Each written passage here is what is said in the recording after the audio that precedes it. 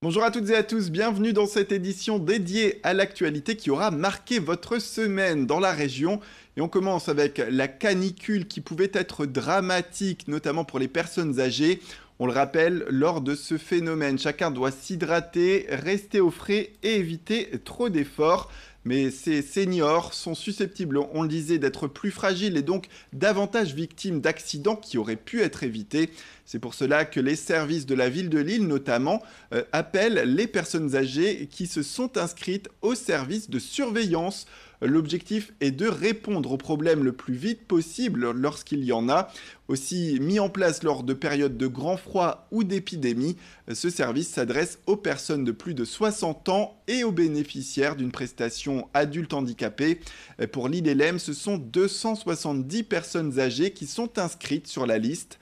Pour s'inscrire, si vous êtes intéressé, rendez-vous sur le site internet de la ville ou en mairie de quartier directement. Nous étions avec les équipes en charge de ce dispositif. Elles nous expliquent comment tout cela fonctionne. Donc là, je vais appeler une personne qui s'est inscrite au plan d'alerte et d'urgence de façon à faire le point avec elle, savoir si tout va bien. Donc là, ce qu'on retrouve, c'est des questions style vous vivez seul, est-ce que vous avez des visites une fois par jour, voyez-vous votre médecin régulièrement, disposez-vous d'une telle alarme, etc., etc., quoi. Puis après, c'est plus sur la santé. Donc si elle n'a pas de nausées, si elle n'a pas de maux de tête, si elle n'a pas des troubles de vision, etc. Et ensuite, traditionnel, c'est savoir si elle prend bien les mesures telles que fermer les fenêtres, mettre un ventilateur, boire de l'eau. On se sent utile et puis on se dit, voilà, les gens sont contents de nous avoir au téléphone, et puis il y a un échange, et puis des fois il y a des gens qui n'ont pas d'appel pendant toute une semaine, donc effectivement quand ils nous ont au téléphone, c'est la joie au cœur, quoi, on va dire. C'est officiel, le groupe de travaux publics Eiffage a signé jeudi à Lille la concession de service public pour 20 ans de la gestion de l'aéroport de Lille-Léquin. L'entreprise s'est associée à l'aéroport de Marseille afin de peser lourd dans le paysage aéroportuaire et pour obtenir cette nouvelle délégation de service public. Et autant dire que ses ambitions sont fortes en matière de développement pour cet aéroport régional.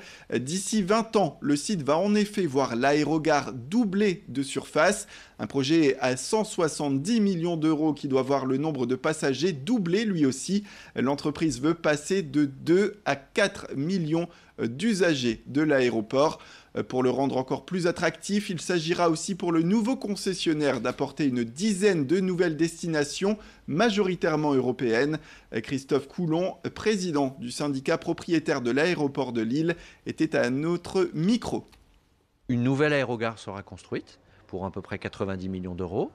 Il y aura une séparation des passagers entre le niveau départ et le niveau arrivée. Aujourd'hui, tout le monde est dans le même hall. Demain, ce sera fini. On va aussi supprimer la rampe d'accès à l'aéroport de Lille et les parkings qui sont, je dirais, un peu repoussants parce que ça ne donne pas un très beau visage à l'aéroport et ça ne permet pas un certain nombre de nouvelles fonctionnalités comme les transports en commun que nous voulons beaucoup développer.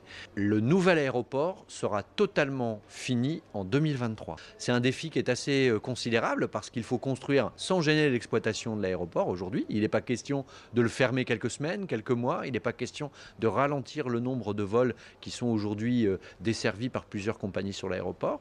Donc il va y avoir un chantier, je dirais, très actif qui va partir à partir, je pense, de l'été prochain, dans un an, le temps que toutes les études soient terminées.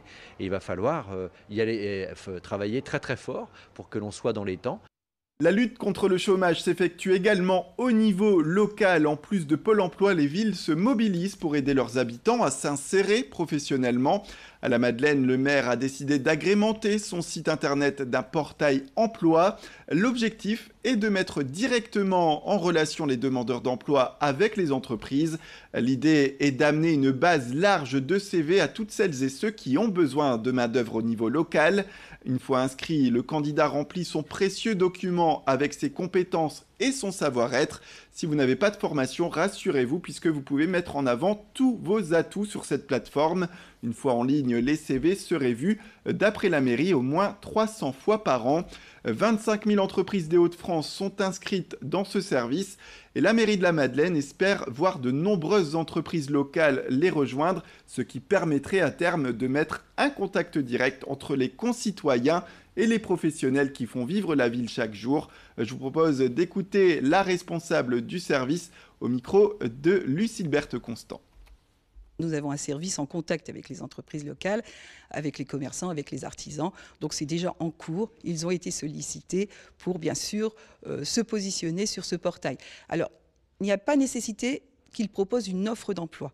En fait, on est vraiment sur une mise en contact, un lien direct, une relation facilitée entre la candidature spontanée finalement, toutefois dans un domaine bien sûr précis, et le recruteur potentiel. Donc ça veut dire, ça signifie, soit j'ai une offre d'emploi, soit je me dis j'ai peut-être une possibilité d'ouvrir des emplois dans les mois à venir. Et donc ce portail est un facilitateur, une mise en relation entre le candidat potentiel et l'employeur potentiel. Place au reportage de la semaine, direction le Mont des Cas à la rencontre d'un cultivateur de houblon pas comme les autres. Au Mont des Cas, à Gottswardsveld, au milieu des champs, poussent des plants pas comme les autres. C'est une houblonnière bio. Riquier Thévenin s'est lancé dans la production de houblon au printemps 2019. Sur cet hectare prêté par le département du Nord, Riquier a commencé par 1500 plants. Des débuts de fleurs qui arrivent, et c'est de là que se formeront les cônes de houblon qu'on viendra récolter. La bière, un élément culturel historique des Flandres. Au siècle passé, ils étaient des centaines d'houblonniers. Maintenant, ils ne sont plus qu'une dizaine dans la région. Mais Riquier, lui, a décidé de produire autrement. Pour moi, devenir agriculteur, c'était devenir agriculteur bio. Je ne me voyais pas cultiver autrement qu'en bio. En bio, c'est très exigeant. La plupart des produits qu'utilisent les agriculteurs, on ne peut pas nous les utiliser. On est obligé d'utiliser des produits naturels ou en tout cas pas des produits de synthèse. C'est en lien avec les valeurs que je porte, les valeurs d'écologie, de respect de la planète. C'est du bio ou rien et j'ai préféré faire du bio.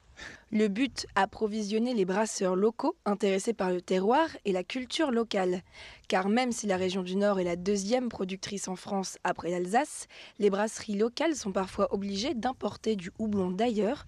Pour contrer cela, le jeune houblonnier est déterminé. C'est vrai que le houblon, c'est une culture difficile, ça demande beaucoup de travail. Il y a beaucoup de risques, comme avec les maladies, etc. Donc c'est une culture qui est risquée, mais pour en vivre, il faut aussi que je me développe un peu. L'idée, c'est d'avoir 2 hectares pour essayer d'en vivre et de fournir du houblon bio aux brasseries locales tant que c'est possible. Mais avant ce second hectare, le houblonnier fera visiter son champ aux collégiens tout au long de la prochaine année scolaire. L'occasion peut-être de susciter des vocations. Voilà, c'est la fin de cette édition. Merci à toutes et à tous de nous avoir suivis. Restez avec nous, l'information continue sur votre chaîne, bien sûr.